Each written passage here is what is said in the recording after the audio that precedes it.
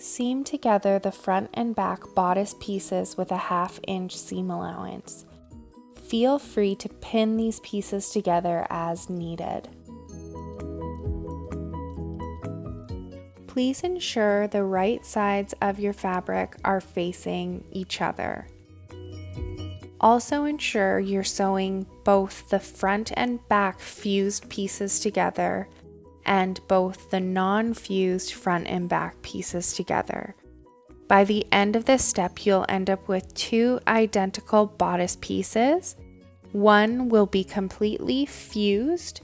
This will become our interior facing, and one will be non-fused. This will become the outer shell of the Soley dress.